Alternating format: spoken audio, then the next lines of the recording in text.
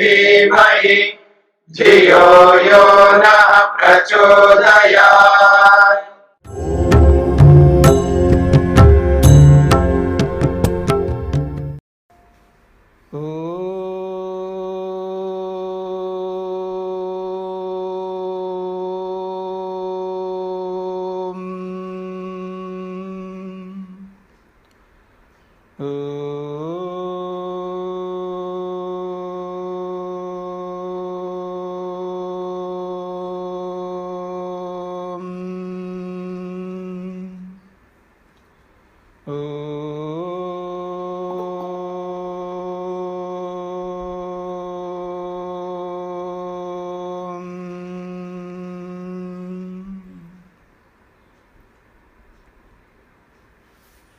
हाँ जी, छांदोग्य उपनिषद में 5वां प्रपाठक और 5वें प्रपाठक के अंतर्गत जो खंड है हमारा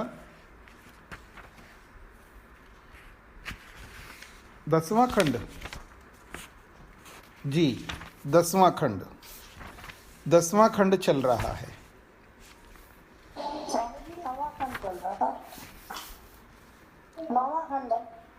नहीं, आप देख लीजिए 10वां खंड चल रहा है और 10वें खंड के हमने 6 श्लोक पूरे किए कल।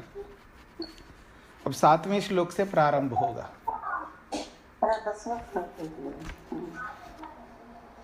तो म्यूट कर लीजिएगा सभी। पीछे जो प्रश्न हुए थे वो 5 प्रश्न हुए थे। श्वेतकेतु से प्रश्न किया है राजपुरुष ने, उसका उत्तर नहीं दे पाया तो पिता के पास जाता है और पिता जो है राजपुत्र के पास जाता है और उन उत्तरों को प्राप्त करता है। ये प्रसंग चल रहा है। 5 प्रश्नों में जो पहला प्रश्न था कि मर कर के मनुष्य कहाँ जाता है, ठीक है जी, मर कर के मनुष्य कहाँ जाता है, तो उसका उत्तर दे दिया। कहाँ जाता है? यदि वो शुद्ध ज्ञान, शुद्ध कर्म, शुद्ध उपासना करता है, और पूरे उस प्रसंग को याद रखिएगा जो अब तक आपने अलग अलग उपनिषदों में जो जो जानने का प्रयास किया, उन सब कार्यों को करता हुआ वो निष्काम कर्मी, निष्काम कर्मों को करता हुआ समाधि को प्राप्त करके जब संस्कारों को, अविद्या को समाप्त करता है तो वो कहाँ जाता है? ब्रह्मलोक में जाता है। और ऐसा जो नहीं करता है तो वो चंद्रलोक से वापस लौट करके आता है। ये जो प्रसंग चला था, तो मर कर के कहाँ जाता है, ये जो प्रश्न था उसका समाधान जो दिया है वो 2 प्रकार से दिया है। एक ब्रह्मलोक में जाता है मुक्ति में, और एक चंद्रलोक में जाता है यानी स्वर्ग में जाता है। ये पहले प्रश्न का उत्तर था। और दूसरा जो प्रश्न किया था कि मनुष्य लौट कर कैसे आता है, यही प्रश्न किया था ना, मनुष्य लौट करके कैसे आता है। तो वो उसका भी समाधान कर दिया कि चंद्रलोक से जो लौट करके आता है वो अब्र के माध्यम में, बरसात के माध्यम से जो भी प्रक्रिया बताई थी उसके माध्यम से वो आता है। ये दूसरे प्रश्न का उत्तर दे दिया। तीसरा प्रश्न ये था कि ये जो आपने देवयान और पितृयान मार्ग बताए, ठीक है ना, उत्तरायण और दक्षिणायन मार्ग जो बताए, उत्तरायण दक्षिणायन कहो या देवयान पितृयान कहो, ये दोनों मार्ग कब अलग हो जाते हैं, कहाँ से अलग होते हैं, ये प्रश्न था। कहाँ जाकर के ये दोनों मार्ग एक दूसरे अलग हो जाते हैं, ये प्रश्न था।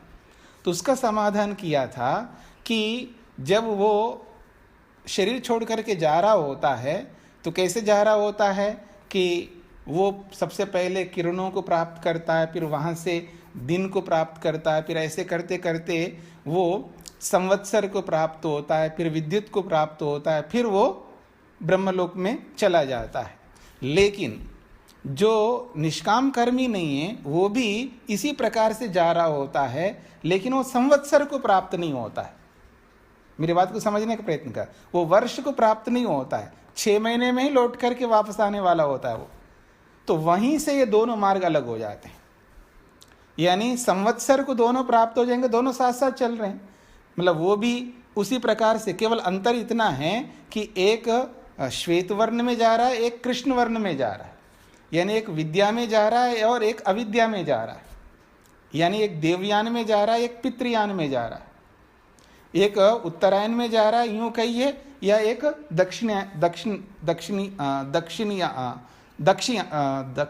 दक्षिणयान, यही है ना, यान नहीं है, दक्षिणायन, हाँ, एक दक्षिणायन में जाता है, उत्तरायण दक्षिणायन। तो दोनों मार्गों में जा रहे हैं, बराबर जा रहे हैं, लेकिन एक तो आगे पहुंच रहा है, एक लौट के आ रहा है या वहीं रुक जाता है। तो 6 महीने में दोनों बराबर 6 महीने तक पहुंच रहे हैं, वो भी ये भी।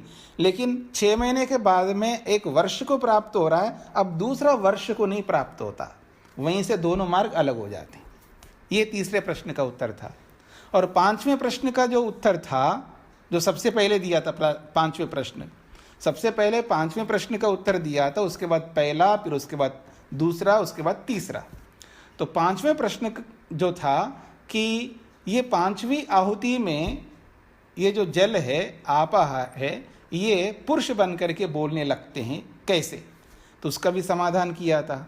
तो 5 प्रश्नों में से 4 प्रश्नों का समाधान हो चुका है, ये आपके सामने आ चुका है। पहला प्रश्न, दूसरा प्रश्न, तीसरा प्रश्न और 5वां प्रश्न, इन सब का समाधान किया है। केवल चौथा प्रश्न बचा हुआ है, उसको अब आगे बताने जा रहे हैं 7वें श्लोक से। देखिएगा, 7वां श्लोक है, तद ये इह रमणीय चरणा अभ्यासः ह यत्ते रमणीयां योनिम आपद्येरन् ब्राह्मण योनिम व क्षत्रिय योनिम व वैश्य योनिम व अथ ये इह कपूय चरणाः अभ्यासः ह यत्ते कपूयां योनिम आपद्येरन् श्व योनिम व सूकर योनिम व चांडाल योनिम व। बहुत अच्छी बात कही है। कहते हैं तद ये इह रमणीय चरणा। तद का मतलब, तो अब मुख्य बात आ रही है हम सब के ऊपर, सभी मनुष्यों के ऊपर।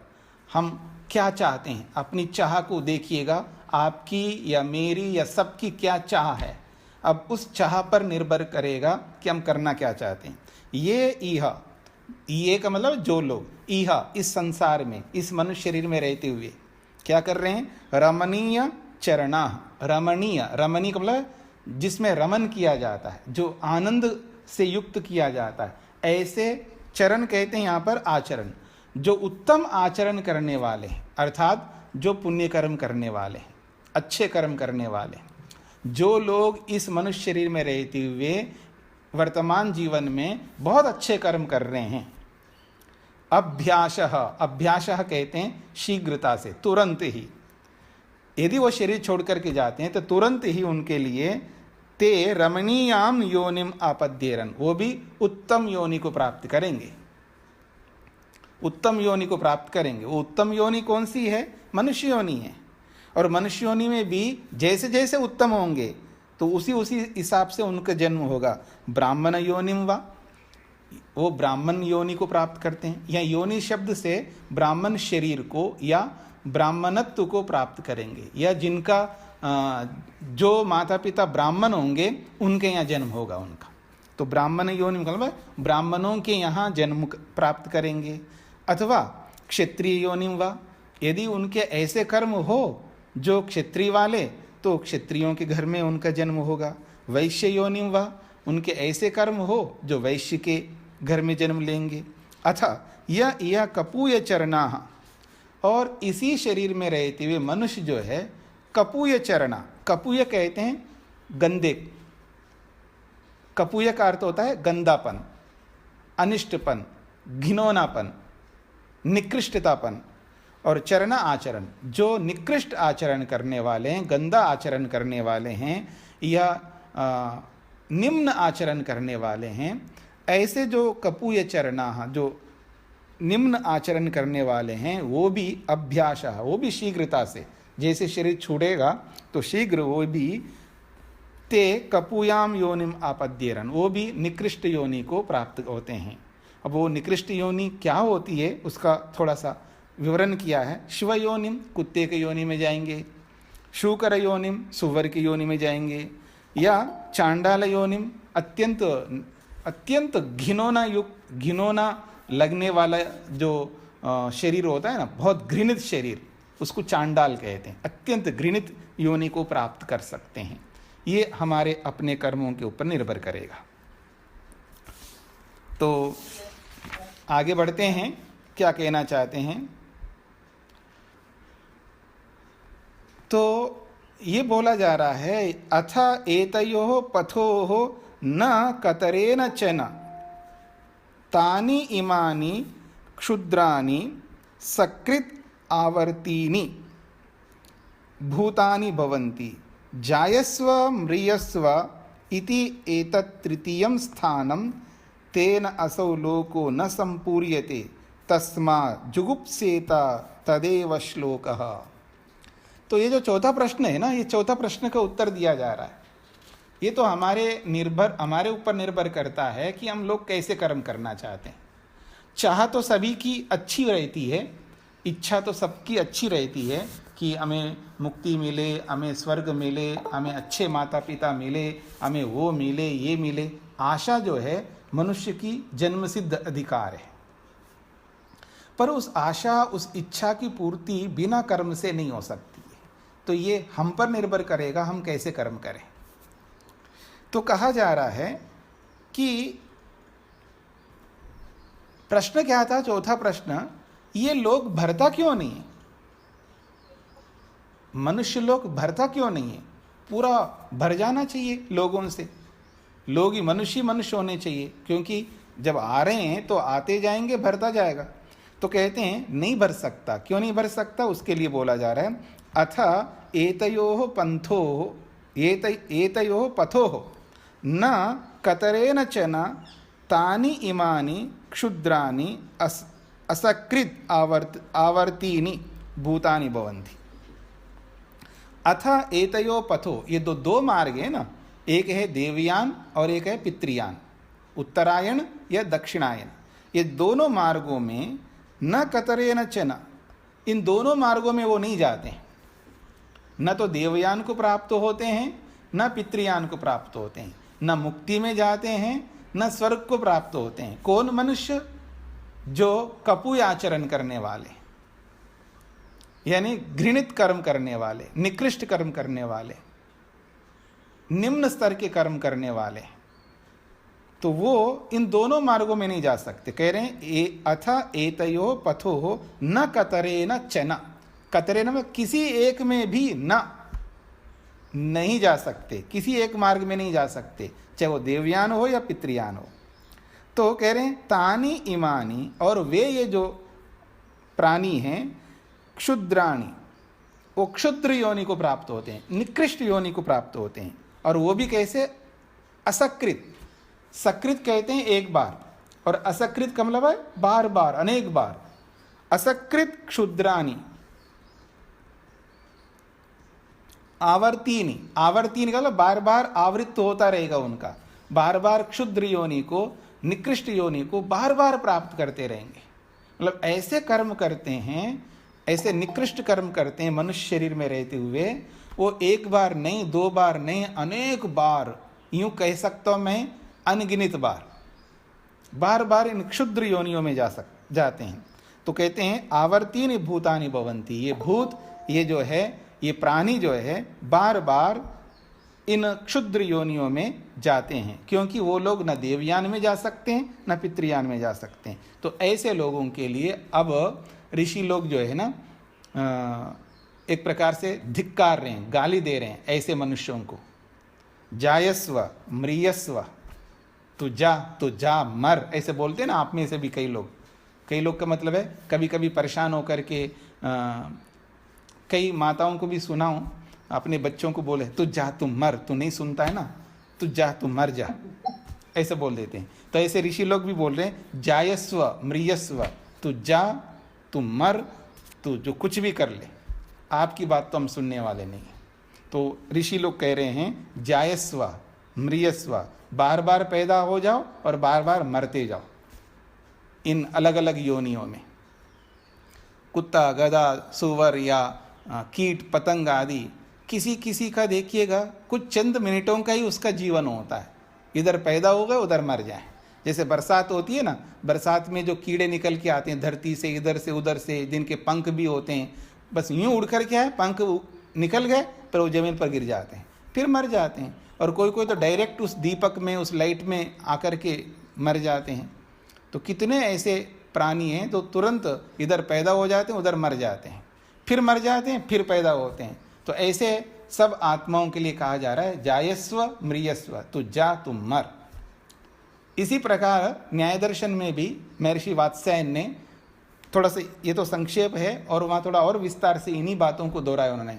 तो समझ में नहीं आता है ना, किसी को ठोकर खा खा करके भी उसको अकल नहीं आता, किसी को कितना ही समझा दो उसके बाद भी वही बात कहता है। देखो बात तो आप सही कह रहे हो कि टेंशन नहीं करना है, टेंशन नहीं लेना चाहिए, बिल्कुल टेंशन फ्री, स्ट्रेस फ्री रहना चाहिए, बहुत समझ लिया, समझा दिया, सब कुछ कर दिया, फिर भी वो कहते नहीं जी टेंशन तो लेना ही पड़ेगा। तो ठीक, तू जा तू मर, जो जो करना तो कर ले। तो मानता नहीं तो क्या करें हम लोग। तो जायस्व म्रियस्व वो वाली बात है। तो कहते हैं तृतीयम स्थानम, उनके लिए तीसरा स्थान है जी, न तो देवयान है और न पितृयान है। तृतीयम स्थानम, उसके लिए तीसरा स्थान है। क्या है वो तीसरा स्थान? जायस्व म्रियस्व, बार बार पैदा हो जाओ बार बार मरो, पैदा हो जाओ मर जाओ, पैदा हो जाओ मर जाओ, वो भी जल्दी जल्दी, और वो भी दो चार के बार नहीं है, असकृत अनेक बार, अनगिनत बार यही काम करते जाओ, इधर पैदा हो जाओ फिर मर जाओ, फिर पैदा हो जाओ फिर मर जाओ, यही काम करते रहना।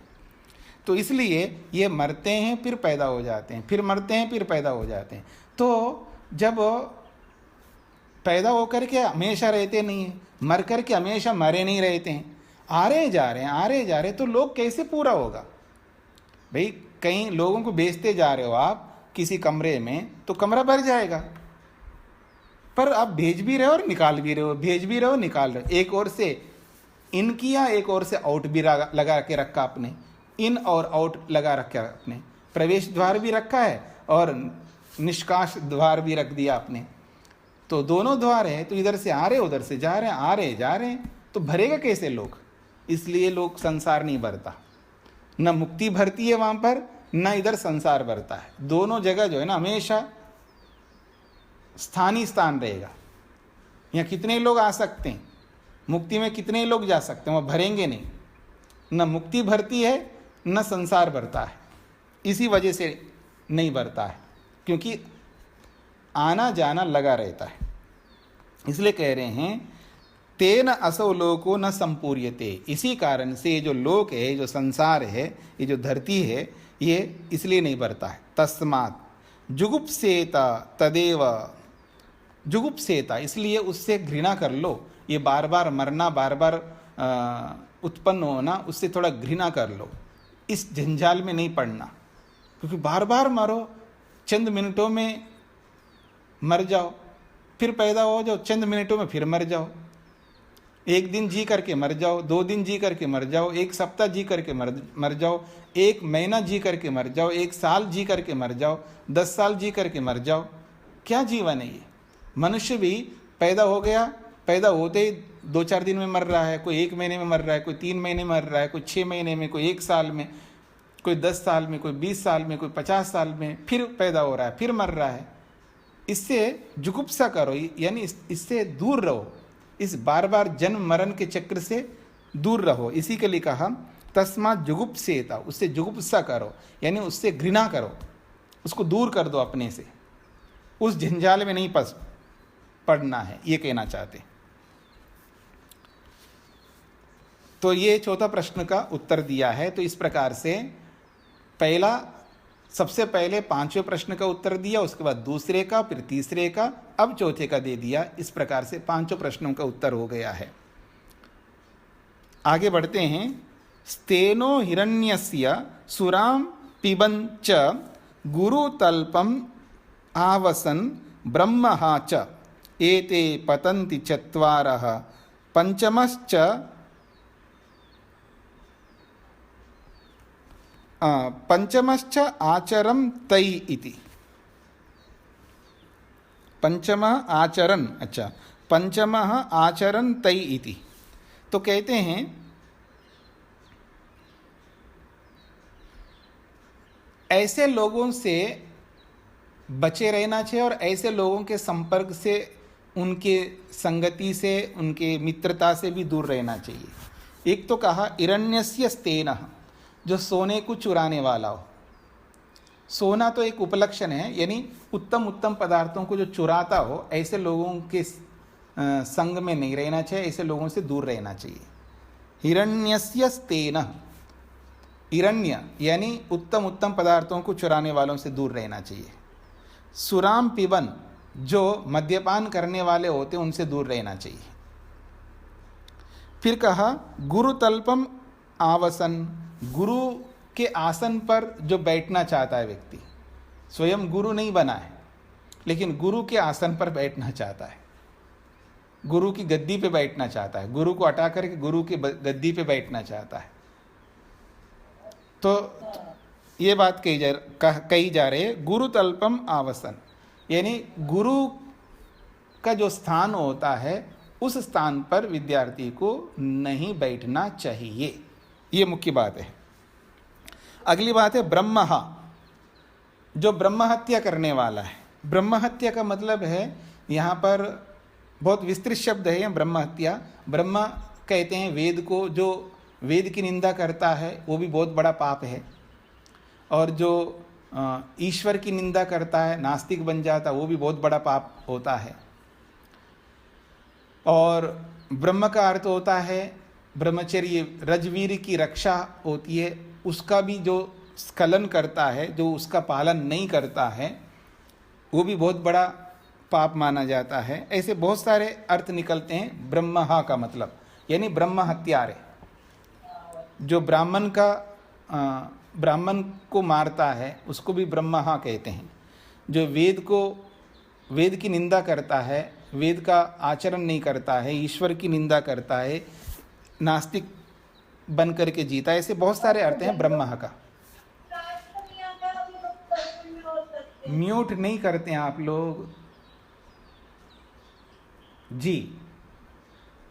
तो इस रूप में ब्रह्महा, ये अगली बात है। ये तो 4 बातें हैं। एते पतंति चत्वारः, ये चारों लोग जो है ना बहुत बुरी स्थिति को प्राप्त होते। पतंति मतलब गिर जाते हैं, यानी ये ऐसे गिर जाते हैं कि ये मनुष्य योनि में नहीं आ सकते। फिर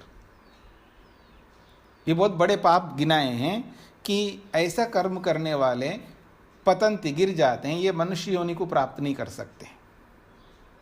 फिर कहा पंचमः आचरन्ति इति, और 5वां वो व्यक्ति होता है कि इन चारों के संगति में रहना चाहता है, अथवा इन चारों से दोस्ती बना के रखता है, इन चारों से वो संबंध बना के रखता है।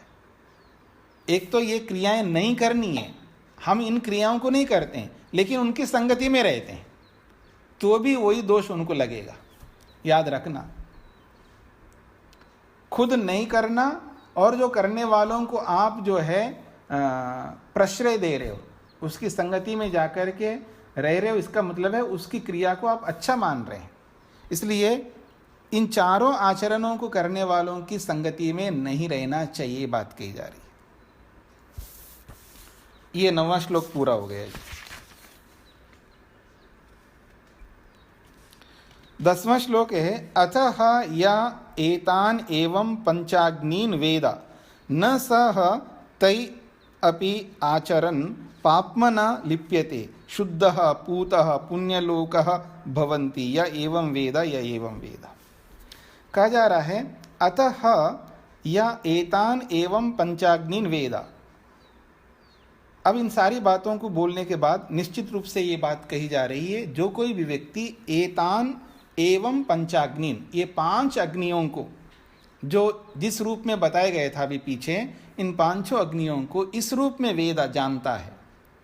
न सह तै अपि आचरण, और ऐसे गलत आचरण करने वालों के संगति में भी नहीं रहता है, उनके साथ संपर्क भी बनाए नहीं रखता है।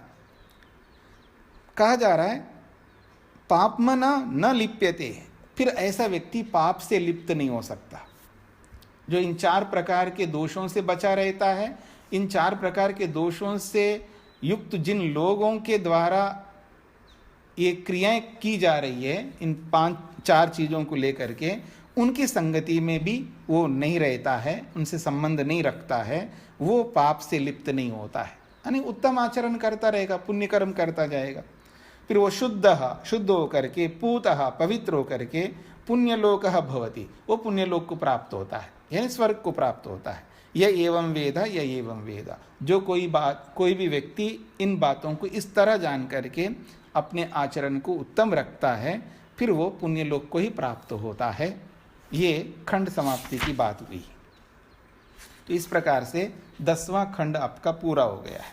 और मेरे को लगता है कि यहाँ पर कुछ आप लोगों के मन में कुछ प्रश्न आ सकते हैं, तो पहले इन प्रश्नों को विचार कर सकते हैं कोई आपके मन में, क्योंकि बहुत सारी बातें यहाँ पर कही गई है। तो किसी कोई प्रश्न है अभी जो हुआ है इस संदर्भ में, तो आप पूछ सकते हैं।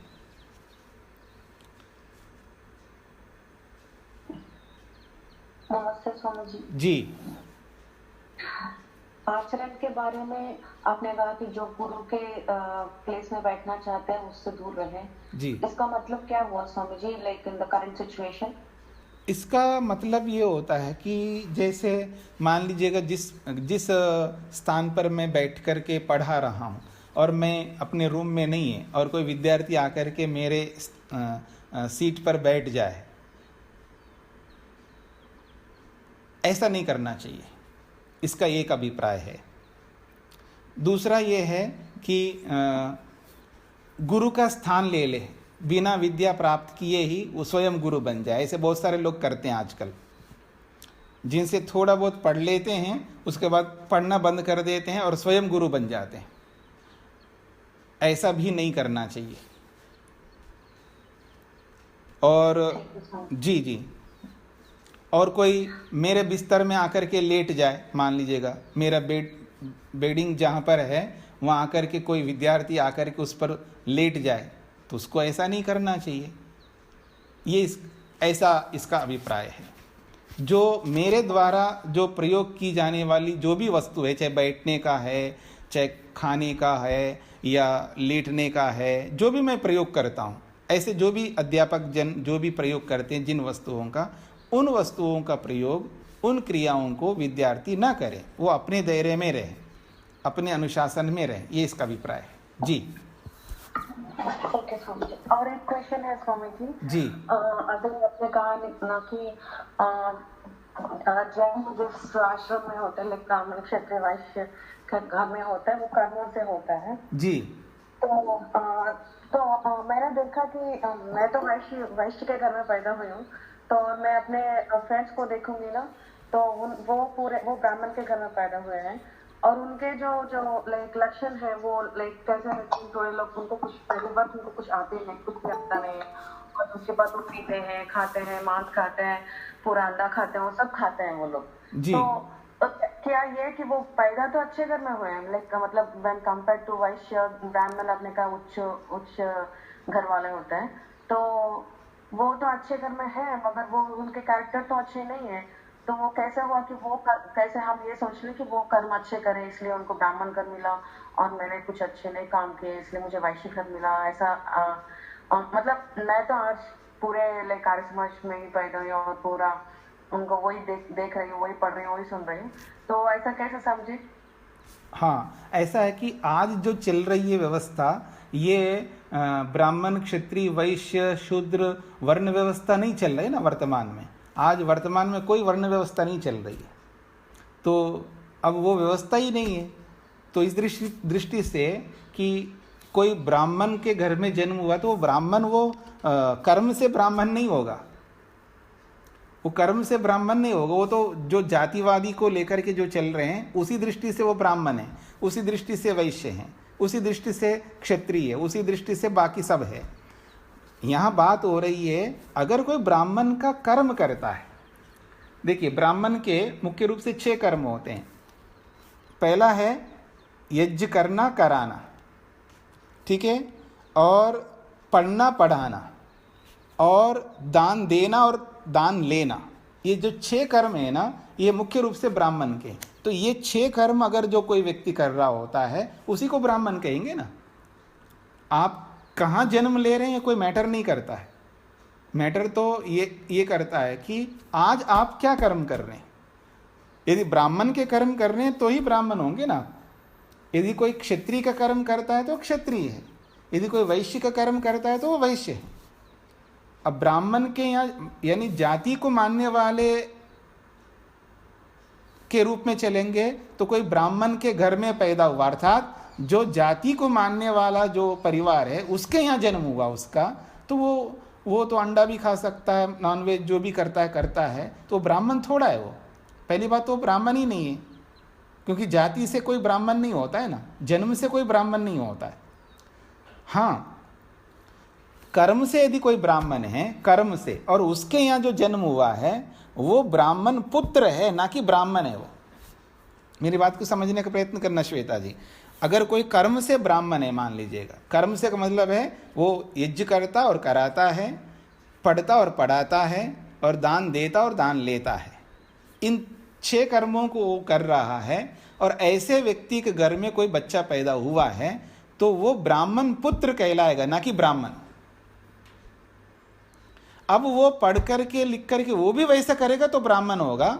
अगर वो ऐसा नहीं करेगा, उसकी रुचि हो गई कि मैं सेना में जाऊंगा, पुलिस में जाऊंगा, IAS IPS बनूंगा, एक प्रशासनिक अच्छा अधिकारी बनूंगा मान करके वो जाता है, वो तो ब्राह्मण पुत्र था, लेकिन अब वो कर्म ऐसा कर लेगा तो फिर वो ब्राह्मण नहीं रहेगा, वो क्षत्रिय बन जाएगा। कर्म से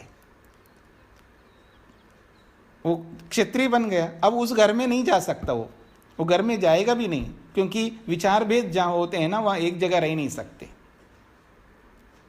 तो फिर वो अलग अलग जगह रहेगा। और वैसे भी माता पिता से अलग रहना ही है व्यक्ति को, तो वो क्षत्रिय बन करके अलग रहेगा, माता पिता अलग रहेंगे। अब वो क्षत्रिय बन गया, ब्राह्मण पुत्र जो है आज क्षत्रिय बन गया। अथवा कोई ब्राह्मण पुत्र को ऐसी इच्छा हो रही है, मैं MBA कर लूँगा, ये कर लूँगा, जैसे आजकल कर्म से तो माता पिता ब्राह्मण हैं, वो यज्ञ करते हैं, कराते हैं, ब्राह्मण के कर्म कर रहे हैं, और उसका कोई बेटा या कोई बेटी आजकल के हिसाब से पढ़ करके MBA आदि करके और वो पैसे कमाने में लग गए हैं, तो वो वैश्य बन जाएंगे। है तो ब्राह्मण पुत्र पुत्री है, लेकिन अब वो वैश्य बन गए। अब वैश्य बन करके पैसा कमा रहे हैं, अच्छा पैकेज ले रहे हैं, मान लीजिए साल का 1 करोड़ रुपए का पैकेज ले रहे हैं, और माँ बाप तो उनके ब्राह्मण हैं, बेटा 1 करोड़ कमाए ना तो दे दो, 10 लाख रुपए दे दो दान, वो नहीं देगा, विचार मिलेंगे नहीं एक दूसरे के।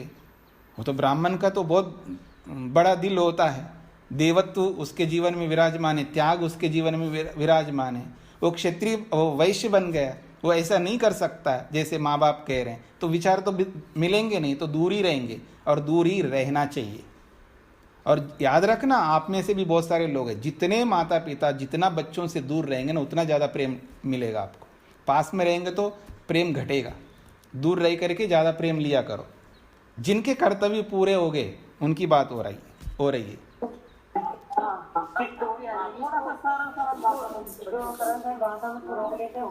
बातचीत नहीं, बीच में म्यूट करके रखिए। हाँ जी, किसी को कोई प्रश्न हो तो पूछ सकते हैं। आपका हो गया जी जी। देवयान और पितृयान में थोड़ा सा अंतर समझ में नहीं आ रहा है। पितृयान और देवयान में क्या अंतर समझ में नहीं आ रहा है कि मतलब इसमें बेसिक अंतर क्या है? देव से देवता, पितृ से पिता। तो हाँ, मतलब आपको वो शब्द हैं, नामकरण है देवयान और नामकरण है पितृयान। देवयान उसको कहते हैं जो व्यक्ति अपने कर्मों को शुद्ध करता हुआ निष्काम कर्मों की ओर ले जाता है और निष्काम कर्मी बन जाता है। और निष्काम कर्मी बन करके उसका जो भी कर्म होता है वो सब मुक्ति के लिए होता है, वो स्वर्ग के लिए नहीं होता है, अगले जन्म के लिए नहीं होता है। वो सारे कर्म जो है मुक्ति को ध्यान में रख करके कर रहा होता है। ऐसा चलने वाला जो व्यक्ति है उसको देवयान कहते हैं। और जो पितृयान जिसको कहते हैं उसको मुक्ति के लिए अभी उसके अंदर सामर्थ्य नहीं कि मैं मुक्ति को प्राप्त करूंगा, इसलिए वो सकाम कर्म करता है। स्वर्ग के लिए सोचता है कि मेरे को अगला जन्म ऐसा मिले, इसलिए वो अच्छा अच्छा कर्म सकाम कर्म करता रहता है, तो उसको पितृयान कहते हैं।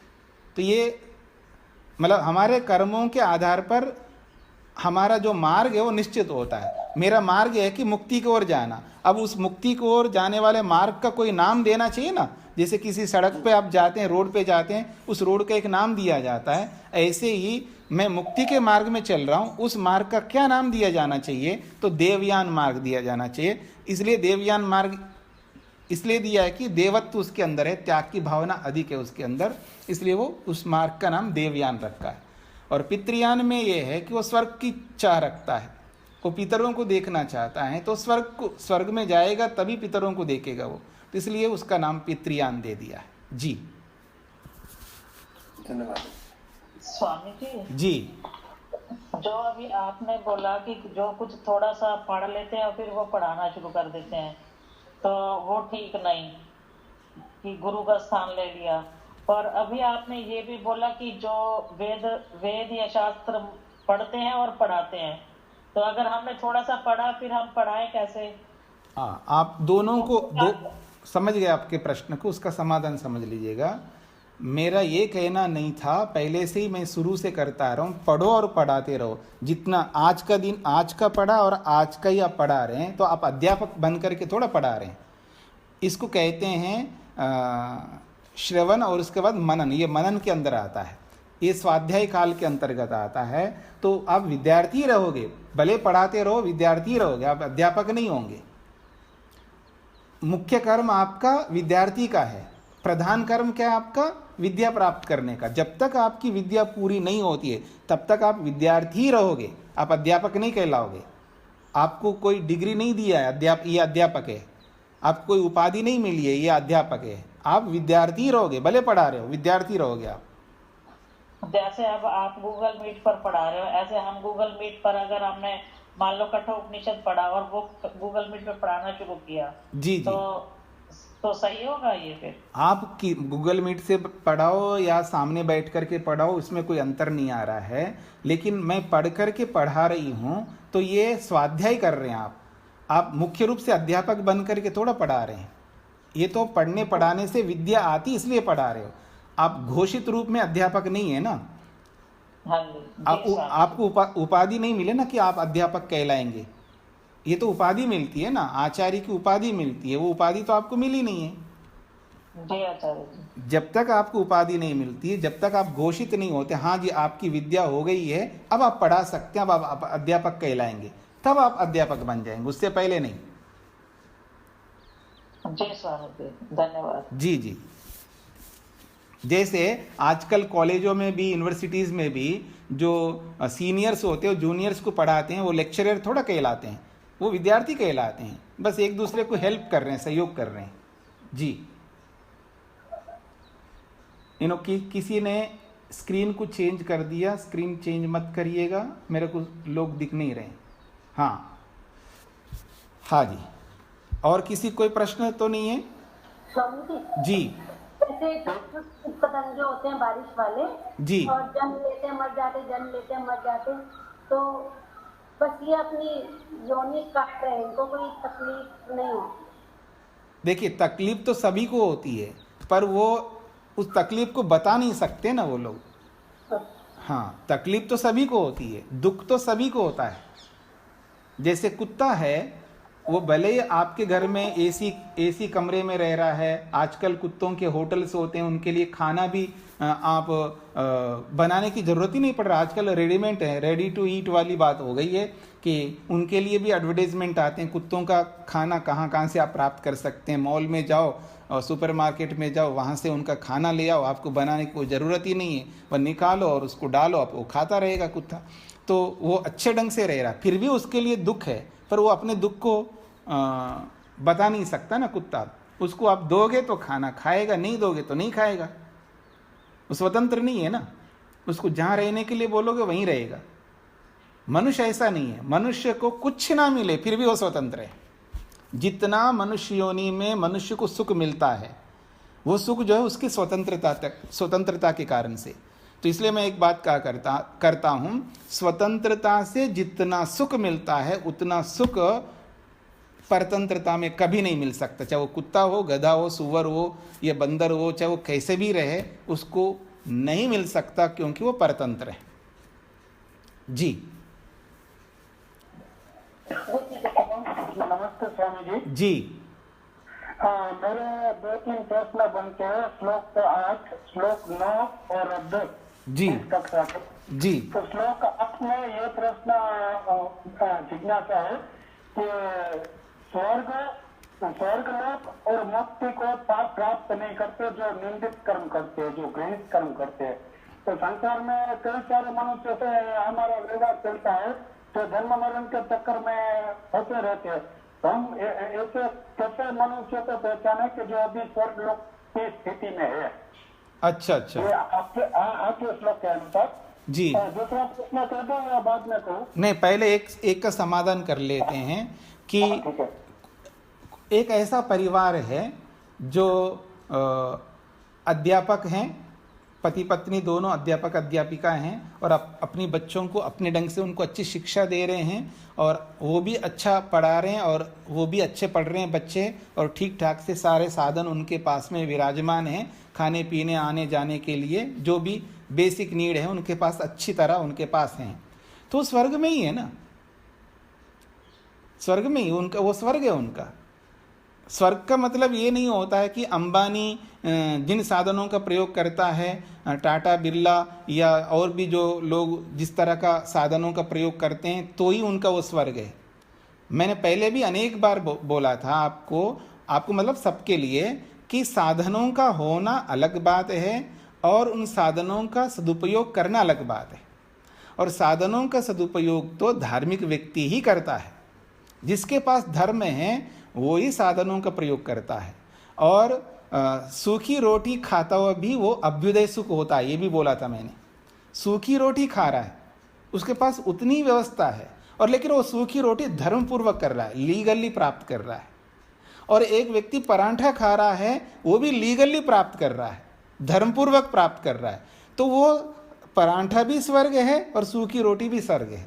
पर स्वर्ग में तो अंतर होता है ना, योग्यता के हिसाब से, क्योंकि उसके पास पढ़ाई लिखाई सब कुछ उसी स्तर का है जो धर्मपूर्वक उसने उस रेंज तक पहुंचा है।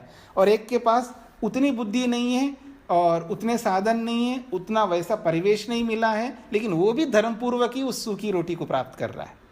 जैसे मजदूर है, व्यक्ति अपनी मजदूरी करता है और जैसा भी उसको भोजन मिलता है और पूरी ईमानदारी से जितने घंटे का उतने घंटे काम करता है और जितना काम करना चाहिए वहाँ आलस्य नहीं करता है और लापरवाही नहीं लाता है, पूरा काम करता है। फिर उसको जो भी मिलता है और उसको बड़े शौक से बैठ कर के खाता है, जैसा भी खाता है, वो भी धर्मपूर्वक है, वो भी अभ्युदय सुख है। तो अभ्युदय सुख स्तर के हिसाब से होता है। लेकिन जैसे स्वर्ग में जाने की बात है तो वो स्वर्ग संसार में आजकल स्वर्ग कैसे बताया जाए? मान लीजिएगा कोई वेद पढ़ने पढ़ाने वाले लोग हैं और परंपरा ही ऐसी है उनके घर में कि वेद पढ़ते हैं पढ़ाते हैं, गुरुकुलों में रहते हैं और बच्चों को गुरुकुलों में भेजते हैं और अच्छी शिक्षा दे रहे हैं, अच्छे संस्कार दे रहे हैं, उत्तम परिवार है, सब कुछ धर्मपूर्वक चल रहे हैं, जैसा भी है, तो समझ लेना वही स्वर्ग है उनके लिए। और वैसे ऐसे स्वर्ग में किसी का जन्म मिल रहा है तो वो स्वर्ग है उसके लिए। केवल अच्छी गाड़ी में बैठ कर के जाना और आना जाना सब धर्मपूर्वक नहीं है तो वो स्वर्ग नहीं उनके लिए। स्वर्ग के साधनों का होना अलग बात है और उन स्वर्ग के साधनों का उपभोग करना धर्मपूर्वक, ये अलग बात है। प्राप्त करना था। और नौवें श्लोक में ये जो सोने की चोरी कहते हैं तो इससे तात्पर्य लेता है कि किसी भी प्रकार की चोरी हमारे परिवार में करते हैं या रिश्तेदारी में करते हैं, झूठ बोलते हैं, निंदा करते हैं, तो इन सबके साथ तो हमारा संबंध तो रहता ही है। तो इन सबसे पृथक कैसे या इनसे व्यवहार कैसे हो? ऐसा है, देखिए त्रुटियां दोष तो सभी करते हैं, ये पहले से चला आ रहा है। एक होता है कि आप एक काम करते हैं, आप स्वीट हाउस चला रहे हैं, मतलब मिठाई का दुकान चला रहे हैं आप मान लीजिएगा, और आपके यहाँ एक आदमी आता है, उसका धंधा ही चोरी करना, वो चोरी करता है, उसका कर्म बन गया चोरी करना। और एक आता है आपके पास में, आपके यहाँ काम करता है, वो चोरी नहीं करता है, वो काम करता है, जो भी मिठाई बनाने का काम कर रहा है वो, और काम करके जो भी उसको आप देते हैं वो पैसा लेता है, अपना घर चला रहा है। और एक आदमी आता है, ना काम करता है और अवसर देख करके आपके मिठाई के दुकान में से पैसे भी चुरा रहा है अथवा मिठाइयाँ चुरा रहा है, उसका काम ही चुराने का, तो वो चोर हो गए ना। ऐसे चोर व्यक्ति से दूर रहने की बात हो रही है, जिसका प्रोफेशन बन रहा है ना चोरी करने का, ऐसे व्यक्ति से दूर रहने की बात हो रही है। त्रुटियां तो सभी लोग करते हैं, पर वो लगातार उसका प्रोफेशन नहीं बना है ना, चोरी करना है या झूठ बोलना है, इस तरह का। अवसर आने पर अवसरवादी बन करके चोरी करता है, अवसर आने पर वो झूठ बोलता है, अवसर आने पर गलत काम करता है। वैसे उसका धंधा नहीं है ऐसा करने का, उस व्यक्ति की बात नहीं हो रही है। जी जी हाँ जी जी, यही बात। और ये अंतिम 10वें श्लोक में यहाँ पंचाग्नि से हम लें, ये ग्राहक अग्नि या दक्षिणाग्नि इसकी बात हो रही है या इसकी और क्या है? ये मेरी स्मृति में भी नहीं आया, इसलिए पूछा है। नहीं पंचाग्नि जी, अभी ये जो 5 प्रश्न किए था ना, राजपुत्र ने श्वेतकेतु से जो 5 प्रश्न किया है, और उन 5 को अग्नि के साथ तुलना करके उस समाधान किया, ये है वो 5 अग्नियां। इसी श्लोक में जो वर्णन की गई यही हमें देना है। हाँ जी, हाँ यहाँ पे जी, जी बहुत बहुत धन्यवाद। पांचवी आहुति में पुरुष बनकर के बोलने लगता है, जो बोला है ना 5वें प्रश्न का जो उत्तर में, तो 5 अग्नियां कौन कौन सी हैं वो सारी प्रक्रिया बताई थी कि पृथ्वी है, अग्नि है, वो है, ये उनको यज्ञ मान लो, बादलों को भी यज्ञ मान लो, हाँ, आदित्य को यज्ञ मान लो, विद्युत को यज्ञ मान लो, ये है 5 अग्नियां। इन 5 अग्नियों को जो जानता है उसकी चर्चा है जी। हाँ जी, और किसी का कोई प्रश्न? हाँ, कुछ लोग तो प्रश्न करते हैं, कुछ लोग बिल्कुल प्रश्न नहीं करते। क्या उनको प्रश्न ही नहीं आते हैं, अथवा प्रश्न करने में उनको कोई शर्म है, लज्जा है, या कोई समस्या है? कर सकते प्रश्न तो बहुत उठते हैं, खैर कोई बात नहीं जी। जी, किसी का प्रश्न न हो तो मैं करूंगा। आपके यज्ञ प्रवचन जैसे एक जिज्ञासा उत्पन्न हुई थी जी, तो मैं कोई करने वाला है। हाँ बोलिए। ठीक है, तो आपने कक्षा 2 तारीख 15/10/2020 को 21 प्रकार के यज्ञ की जो चर्चा की थी, उसमें 7 पाक यज्ञ कहे, 7 हवीर यज्ञ कहे और 7 सोम यज्ञ कहते हैं। इस प्रकार से 21 यज्ञ बनते हैं। जी जी, तो और कौन क्या लेंगे? हाँ जी, पाक यज्ञ, हवीर यज्ञ और सोम यज्ञ जी। मतलब वो जानना चाहते हैं। हाँ जी, ठीक। इसकी व्याख्या उस प्रवचन में नहीं हुई थी, मैंने देखा था और पूरे यज्ञ की मैंने लिस्ट भी बना ली है आपके प्रवचनों की। ऐसा है, उनको इतना ही समझ लीजिए, इतने होते हैं। उनका विस्तार में जाने के लिए फिर उस विद्या को आपको पढ़ना पड़ेगा और मेरे को भी पढ़ाना पड़ेगा, तभी समझ में आएगा। वो संक्षेप से जी, संक्षेप से बस इतना ही समझ लीजिएगा कि यज्ञ अनेक प्रकार के होते हैं और उनमें से मुख्य जो यज्ञ होते हैं वो 21 प्रकार के होते हैं। किसी शास्त्र में उसकी संख्या बढ़ सकती है, किसी शास्त्र में घट सकती है, और वहाँ बढ़ने में कारण अलग होते हैं, घटाने में कारण अलग होते हैं। किसी को कम करके एक में अंतर्निहित कर देते हैं, इंक्लूडिंग करते हैं, तो संख्या कम हो जाती है, और किसी के विभाग करके बढ़ाते हैं तो संख्या बढ़ जाती है। तो अलग अलग वेदों में अलग अलग संख्या वहाँ है, तो उनकी चर्चा तभी आप कर पाएंगे जब उस केवल यज्ञ कर्मकांड की विद्या जब शुरू करोगे, आप पढ़ोगे, तब समझ लीजिएगा। अब इतना ही समझ लीजिएगा कि इतने प्रकार के होते हैं, बस। धन्यवाद। जी, तो अभी जो 5वें प्रपाठक में जो 10 खंड पूरे हो गए हैं, तो 10वें खंड में जो बातें आई है मुख्य रूप से हम सबके लिए है कि हमारे कर्म हमें ही आगे शरीरों को प्रदान करने वाले होंगे, आगे हमें मुक्ति तक पहुंचाने वाले कर्म होंगे या दूसरी योनियों में पहुंचाने वाले कर्म होंगे। तो मुख्य बात यही रही है कि आज जो भी हम लोग कर्म कर रहे हैं, अच्छे कर्म कर रहे हैं, वो अच्छे कर्म पर्याप्त नहीं हैं, ये हमें समझना है। अच्छे कर्म कर रहे हैं, इसमें कोई दो राय नहीं है। ये पढ़ रहे हैं, ये भी तो अच्छा कर्म है। तो अच्छे कर्म तो सभी हम लोग कर रहे हैं, लेकिन जितने अच्छे कर्म हम कर रहे हैं उतने अच्छे कर्मों से हमें स्वर्ग नहीं मिलने वाला है। हमें बहुत अच्छे कर्म और ज़्यादा बढ़ाने होंगे। उन कर्मों को जितना अधिक हम लोग बढ़ाएंगे उतना ही हमारे लिए स्वर्ग अच्छा मिलेगा। स्वर्ग में अंतर होता है ना, मतलब सुख में अंतर होता है, दुख में अंतर होता है। तो दुख ही है, लेकिन पेट दर्द अलग है, सिर दर्द अलग है, हाँ, और कटने का दर्द अलग है, हाँ, सूजन आए गए तो उसका दर्द अलग है। तो दर्द भी, दुख भी अलग अलग प्रकार के, ऐसे सुख भी अलग अलग प्रकार के हैं। तो ऐसे ही स्वर्ग भी अलग अलग प्रकार का स्वर्ग है। उत्कृष्ट स्वर्ग, मध्यम स्तर स्वर्ग और निम्न स्तर का स्वर्ग। जैसे सूखी रोटी खाना भी स्वर्ग हो सकता है, और बढ़िया बढ़िया व्यंजनों से युक्त भोजन जो है वो भी स्वर्ग हो सकता है। पर हमें कौन सा स्वर्ग चाहिए? स्वर्ग में जाना ये सभी चाहते हैं। तो स्वर्ग में जाने के लिए हमें बहुत सारे कर्म करने होंगे। ये तभी आपको स्पष्ट होगा जब कर्म की गति आपके सामने आ जाए कि हम लोग कितने कर्म कैसे कर रहे हैं और कितनी योनियां हैं, और उन सारी योनियों में मनुष्य योनि कितनी मात्रा में है।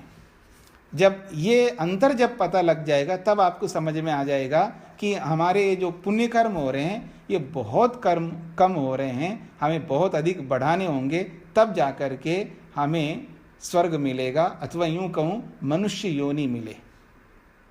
मनुष्य योनि को प्राप्त करना बहुत कठिन बात है।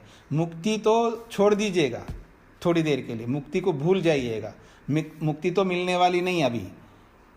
पर अगला जन्म मनुष्य का मिले, ये बहुत बड़ा कठिन कर्म है। ये तब समझ में आएगा जब सारी योनियां और उनकी मात्रा और मनुष्य योनि और उसकी मात्रा यदि हमारे सामने यदि आ जाए तो आपको समझ में आ जाएगा कि हम जो पुण्य कर्म कर रहे हैं कितनी कम मात्रा में कर रहे हैं। तो इस पर चर्चा जरूर करेंगे आगे निकट भविष्य में। तो इसको आज मैं इतना ही रखता हूँ, यहीं विराम देता हूँ। फिर खंड जो नया प्रसंग ही शुरू हो रहा है उसको हम आगे करेंगे कल। हाँ जी, मुझे एक और प्रश्न है जी। तो अभी हम लोग लाइक कुत्ता है या कोई लाइक योनि है ना, उनको जो वो खाते हैं वो खिलाए, लाइक एग्जाम्पल लाइक कुत्ता मांस खाता है तो उसको वो खिलाए, कोई फैमिली खिलाते हैं, तो वो भी पाप है क्या स्वामी जी? ऐसा है कि कुछ प्राणी होते केवल मांसाहारी प्राणी होते हैं और कुछ शाकाहारी और मांसाहारी दोनों होते हैं। तो ये देखना है, अगर हम कोई मान लीजिए आप शेर को पाल रहे हो, अब शेर मांस ही खाता है, घास तो खाता नहीं है। अब शेर को आपको पाल रहे हैं तो आपको मांस खिलाना पड़ेगा, और मांस खिलाने के लिए मरे हुए पशुओं का मांस आप कितने बार लाओगे? तो ऐसी परिस्थिति में आप क्यों पालो उस शेर को? मत पालो ना। आपको आगे चल करके आपको भी हिंसा करना पड़े या हिंसा करवानी पड़े आपको, तो ऐसा काम नहीं करना है। एक बात रही बात जो दोनों प्रकार का आहार लेने वाले हैं, तो उसमें कुत्ता है वो शाकाहारी भी है और मांसाहारी भी। तो आप शाकाहारी बना दो ना, उसको मांसाहार क्यों खिलाओ? जब दोनों खा सकता है कुत्ता, तो उसको आप शाकाहारी है तो शाकाहारी खिला दो। वो थोड़ा कहेगा आपको मेरे को मांस भी खिला दो। जो खिलाओगे आप वो खाता रहेगा। तो उसको 1 ईयर तक मांसाहार खिलाना पड़ेगा शायद। हाँ जी, मेरी बच्ची पीछे पड़ रही है, मुझे एक डॉग चाहिए बोल के। हाँ। तो उसको मैंने पूरा रिसर्च किया, तो उसको 1 संवत्सर 1 ईयर तक मांस खिलाना पड़ेगा। हाँ, तो ऐसी स्थिति में उनको समझा दो डॉग मत पालना। मनुष्यों को पालो ना, किसी बच्चे को गोद ले लो, छोटे से बच्चे को। अब मनुष्यों को जो सुख देना चाहिए हम ना दे करके पशु, मैं ये नहीं कहना चाह रहा हूँ पशुओं को सुख नहीं देना चाहिए, लेकिन प्रायोरिटी क्या है, मतलब प्रायोरिटी ये है कि कितने ऐसे मनुष्य हैं, छोटे छोटे बच्चे, जिनको वो सुख नहीं मिल रहा है, जो कष्ट उनको मिल रहा है, उनको जो जो सुविधाएं चाहिए वो नहीं मिल रही है।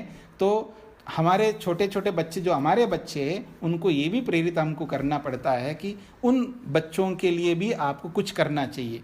ये जरूरी नहीं है उनको ला करके पालन करेंगे तो ही हम कर पाएंगे। वो दूर कहीं भी रहे, उनके लिए वो कुछ प्रोग्राम्स बनाए हैं। आजकल बहुत बच्चों के पास बहुत टैलेंट है, उनके लिए कुछ ऐसा सिस्टम बनाए हैं, ऐसे ऐप बनाए हैं, उनको वहाँ तक सुख पहुँचा सकते हैं। तो वो काम करें, उसमें बिजी हो जाएंगे तो फिर कुत्ता पालने के लिए और उसके लिए टाइम देने की जरूरत ही नहीं पड़ेगी। ठीक है सर। जी जी जी जी। हाँ, उनको ये कहिएगा ना कि कुत्ते के स्थान में जो आपके घर के आगे पीछे वो स्क्वायरल और ये वो होते हैं ना, उनको दाना खिलाएं, कुछ नट्स खिलाएं, ऐसे ऐसे करके अपना समय बिताएं जब भी वो आते हैं। उनके पास मैं एक बोलूंगी तो 1000 सवाल बोलेंगे मुझे। हाँ, तो नहीं तो फिर उनको दूसरी शिक्षा दे दीजिए ना कि उसकी बजाय आप ऐसे, पूरे वर्ल्ड में कितने बच्चे ऐसे हैं जिनको बहुत सारी सुख सुविधाएं नहीं मिल रही हैं, उनके लिए कुछ कर सकते हो आप। यहीं पर बैठे बैठे कुछ करो, उसमें दिमाग में उनके अंदर डाल दिया जाए, और उसमें जब इन्वॉल्व हो जाते हैं उनके पास समय नहीं मिलेगा इन सब कामों को करने के लिए। मतलब बच्चों को, हाँ जी, बच्चों की ऐसी दिशा, बच्चों को ऐसी शिक्षा देकर के उनको ऐसी चीज़ों में इन्वॉल्व करना चाहिए, उनको समय ना मिले और चीज़ों को करने के लिए।